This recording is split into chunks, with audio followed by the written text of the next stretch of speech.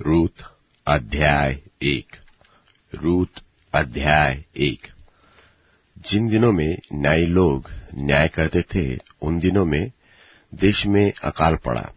तब यहूदा के बेथलहेम का एक पुरुष अपनी स्त्री और दोनों पुत्र को संग लेकर मोआब के देश में परदेशी होकर रहने के लिए चला। उस पुरुष का नाम एलीमेलेक और उसकी पत्नी का नाम नाओमी और उसके दोनों बेटे के नाम महलोन और किल्योन थे। ये एफ्राती अर्थात यहूदा के बेथलहेम के रहने वाले थे और मोआब के देश में आकर वहां रहे। और नाओमी का पति एलीमेलेक मर गया और नाओमी और उसके दोनों पुत्र रह गए। और इन्होंने एक एक मोआबिन ब्याह ली। एक स्त्री का नाम तो ओर्पा था और दूसरी का नाम रूत था। फिर वे वहां कोई 10 वर्ष रहे। जब महलोन और किल्योन दोनों मर गए, तब नाओमी अपने दोनों पुत्रों और पति से रहित हो गई। तब वह मोआब के देश में यह सुनकर कि यहोवा ने अपनी प्रजा के लोगों की सुधि लेके उन्हें भोजन वस्तु दी है, उस देश से अपने दोनों बहुओं समेत लौट जाने को चली।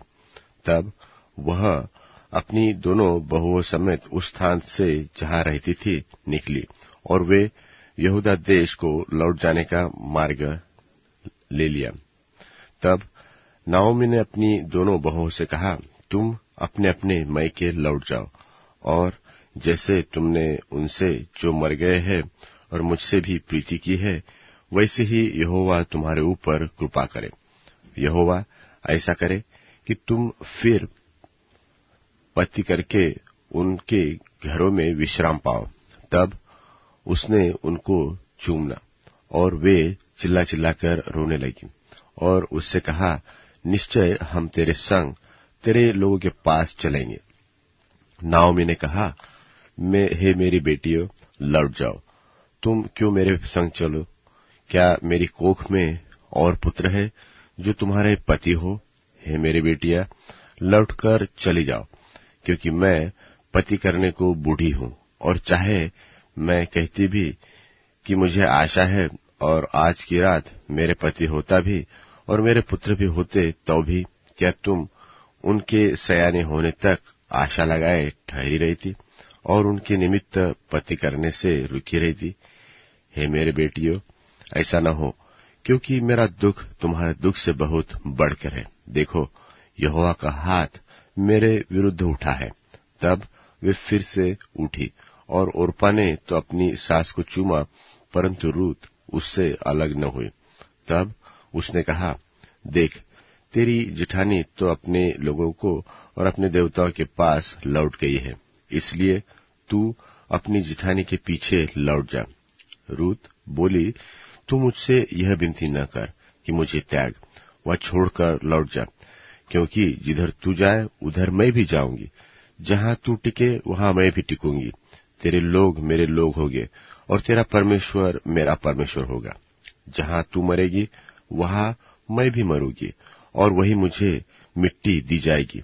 यदि मृत्यु छोड़ और किसी कारण मैं तुझसे अलग हो जाऊं, तो यहोवा मुझसे वैसा ही वरन उससे भी अधिक करे। जब उसने यह देखा कि वह मेरे संग चलने को स्थिर है, तब उसने उससे और बात न कही।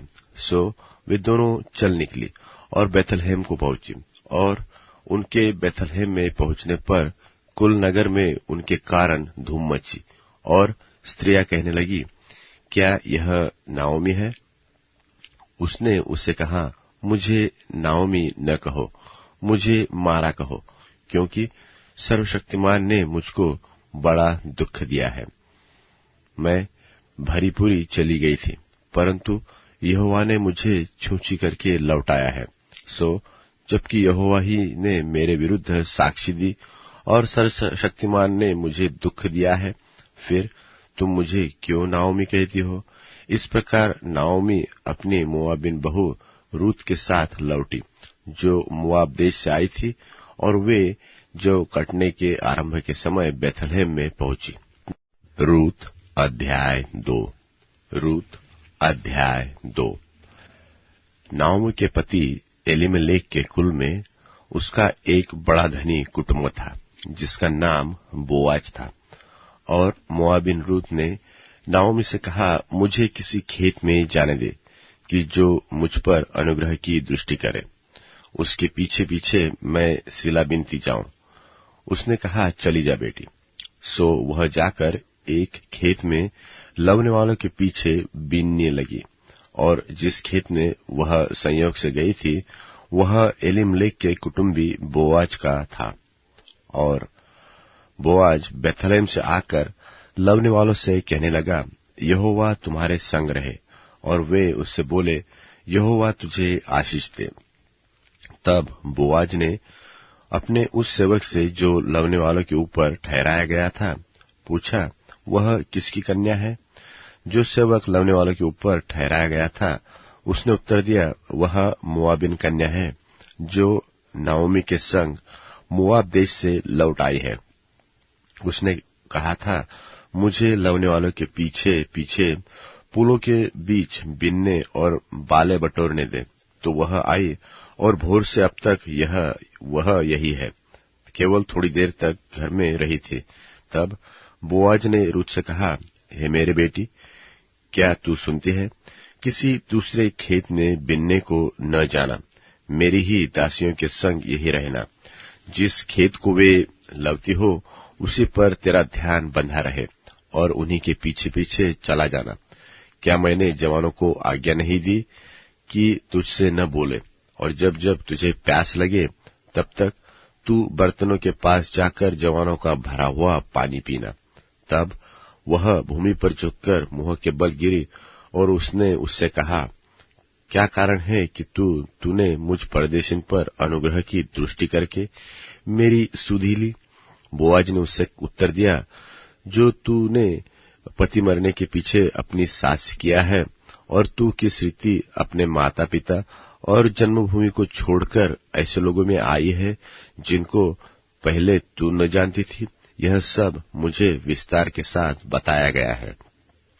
यहोवा तेरी करनी का फल दे, और इस्राएल का परमेश्वर यहोवा जिसके पंखों तले तू शरण लेने आई है तुझे पूरा बदला दे।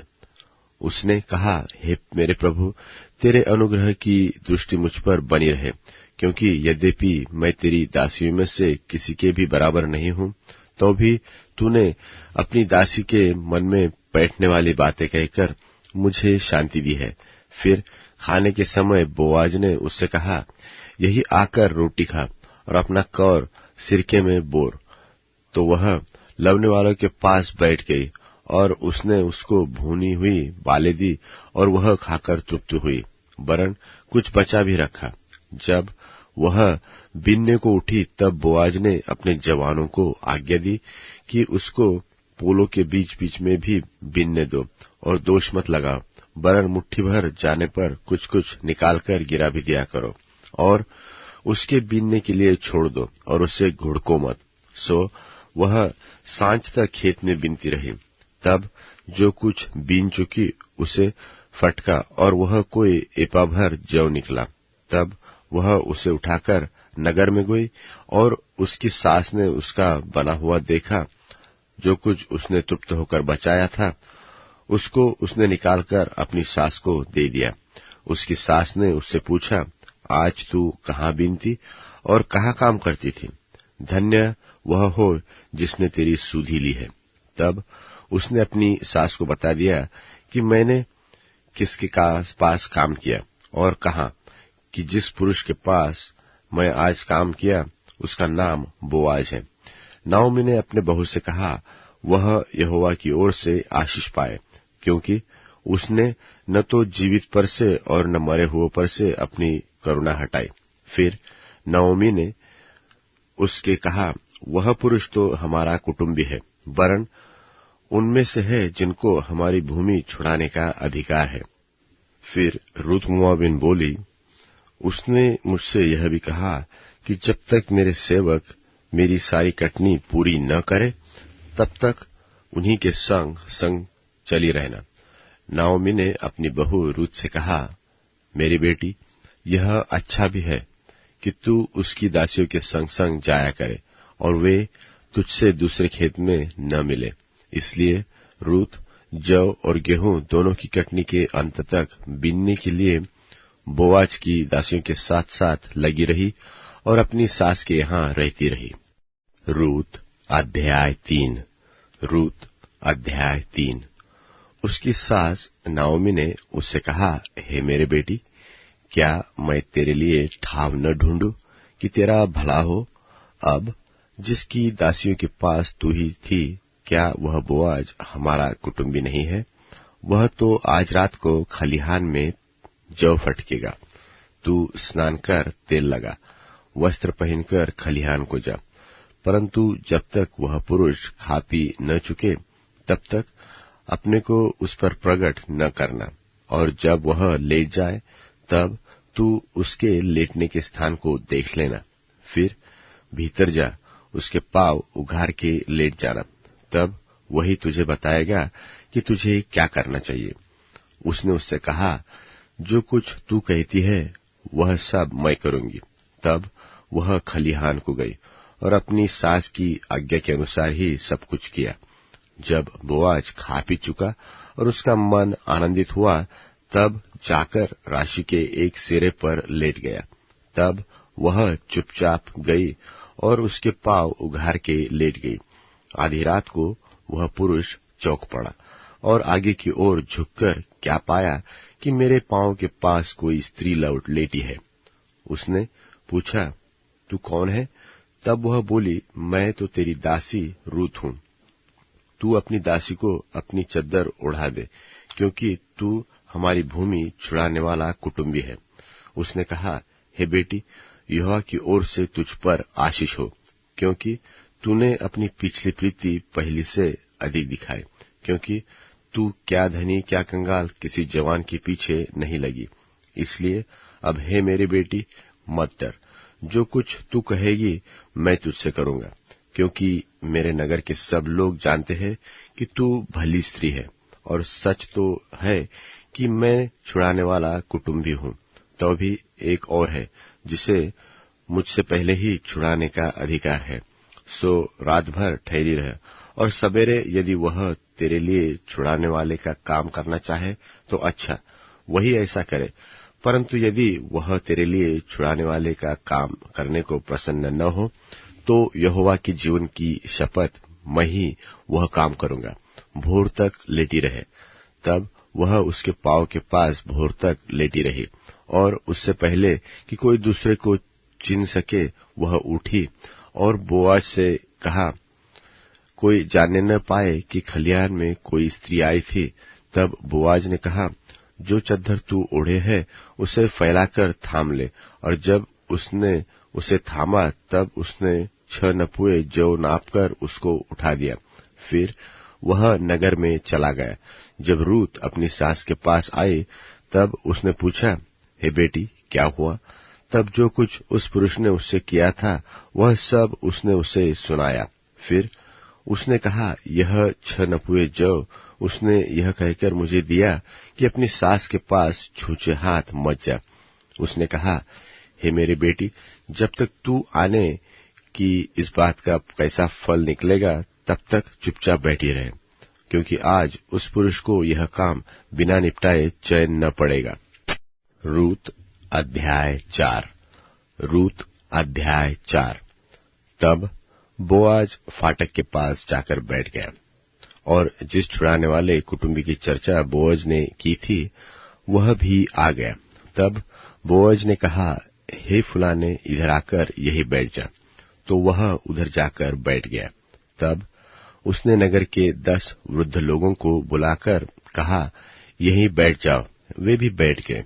तब वह उस छुड़ाने वाले कुटुंबी से कहने लगा, नाओमी जो मोआब देश से लौट आई है, वह हमारे भाई एलीमलेक की एक टुकड़ा भूमि बेचना चाहती है।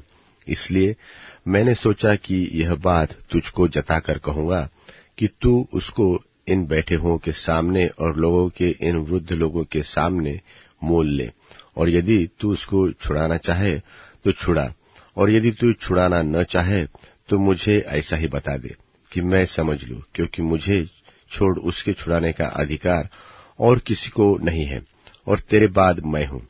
उसने कहा, मैं उसे छुड़ाऊंगा। फिर बोआज ने कहा, जब तू उस भूमि को नाओमी के हाथ से मोल ले, तब उसे रूत मोआबिन के हाथ से भी, जो मरे हुए की स्त्री है, इस मनसा से मोल लेना पड़ेगा कि मरे हुए का नाम उसके भाग में स्थिर कर दे।